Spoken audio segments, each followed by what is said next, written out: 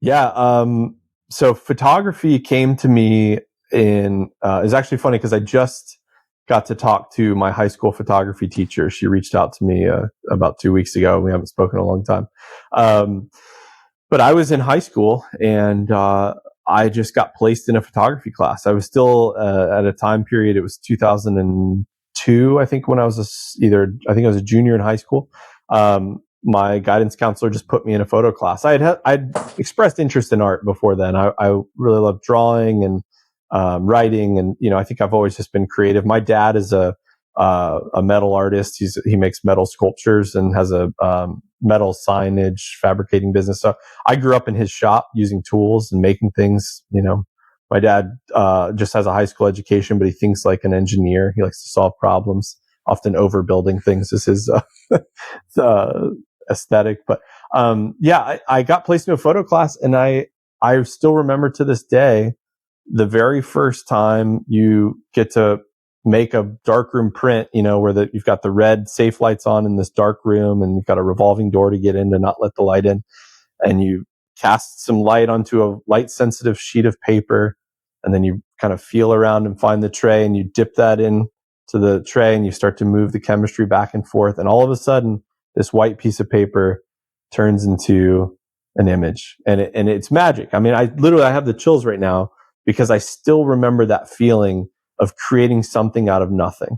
I brought this light from a different location in the world to this dark space absent of light, and it's appearing in front of me after the right balance of chemistry and physics.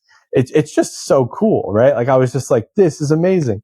And I really didn't care about the technical aspects of it as much as I was at that point, just the magic of it. It was really exciting to just duplicate this process over and over. So I started printing a lot. And then shortly after that, I started to realize, after bringing a camera with me to a concert, where I'd also often felt, I was kind of a nervous, anxious teenager. Like, I mean, most teenagers are self-conscious. It's part of figuring out who you are in the world. But I realized that this show, that having this camera around my neck was like this symbol to people that, oh, that's what he's here to do, right? It just like it was like having a name tag on, but looking a lot cooler than that.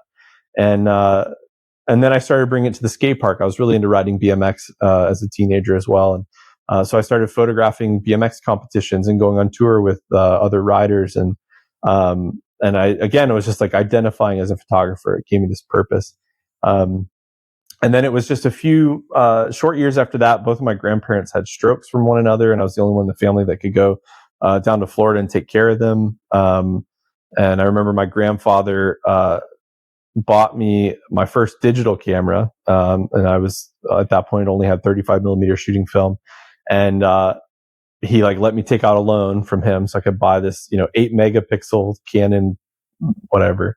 And that was just like amazing to me because that was allowing me to accelerate my learning process a lot more quickly. And at that point, I didn't have access to a dark room.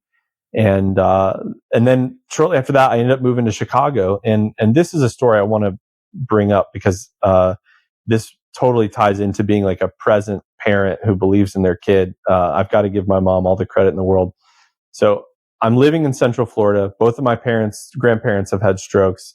I'm living in this not old, but in a retirement community. So everybody there, I'm 19. Everybody there is, in their 60s, nothing to do. And I'm photographing. And a friend of mine moves to Chicago, and she messages me and is like, "Hey, you should check out Chicago someday. Columbia College Chicago has an open house." And she sent me this email to advertise the school. And I remember that night, things were starting to wind down in Florida. I wasn't sure exactly, but I was probably going to come back to Charlotte, go back to living with my like musician punk friends. I was working at a restaurant, taking some classes at the community college. And I sent that email to my mom and I said, "Mom, maybe next year when things get more settled, I'd love to go up to Chicago and check out this program." And she was like, "All right, yeah, I'll look into it." And the next morning when I woke up, I had an email from an airline that my mom had booked me a ticket to go to Chicago that weekend, and she was flying down to take care of my grandparents. so that I could go and visit this school and see this photography program in Chicago. And that thing right there that she chose to do, she didn't really have the money to do it. She had to miss work so she could come down and take care of my grandparents for that weekend. Completely changed the trajectory of my life. And that was a moment where my mom was like, I believe in this kid. I believe that he has a vision, and I want him to be able to get the best education he can to do that. And so I went up to Chicago, and I was like, oh my gosh, this big city, there's a train, there's this massive, Columbia College Chicago is right in the middle of the city.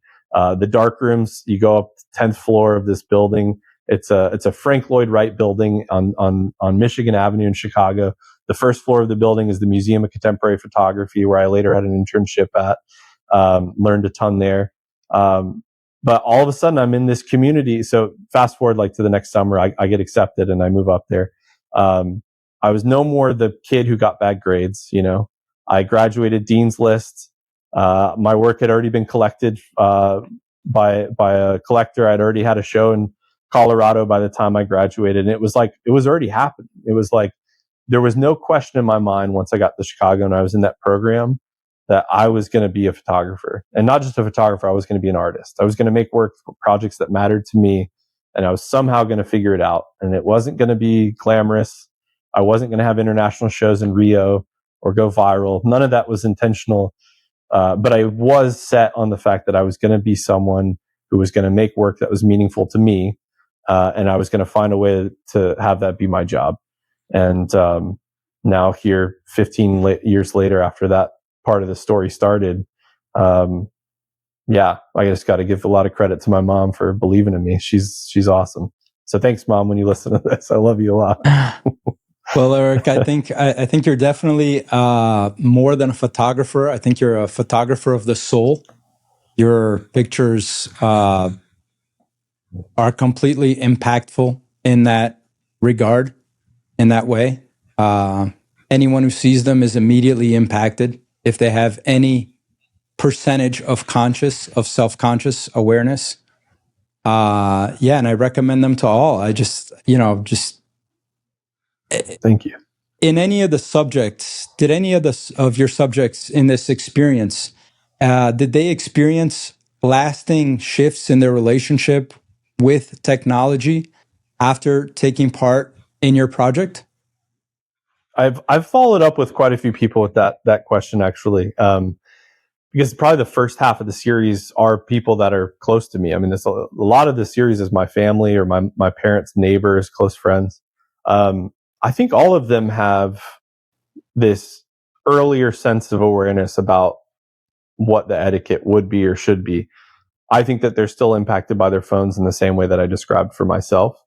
But I do think that there is this group of people that are aware of it a little bit more than most people, at least people who haven't seen the images.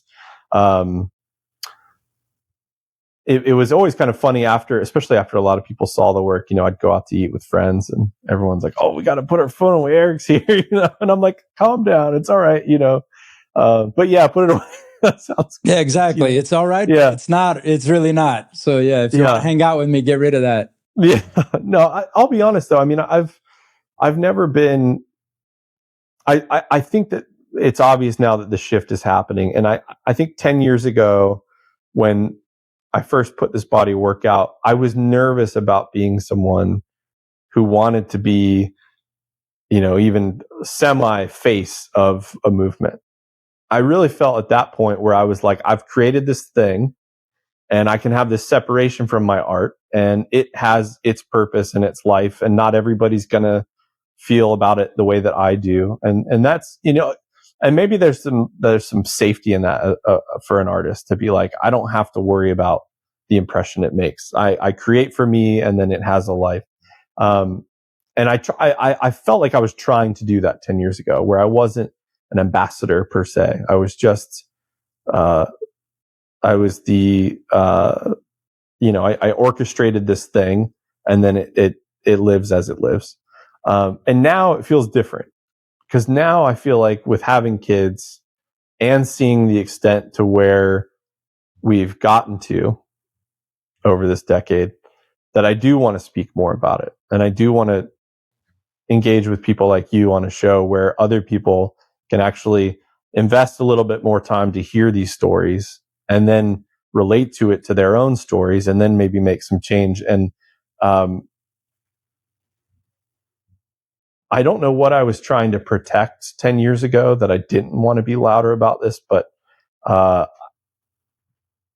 that has changed. It feels very different now.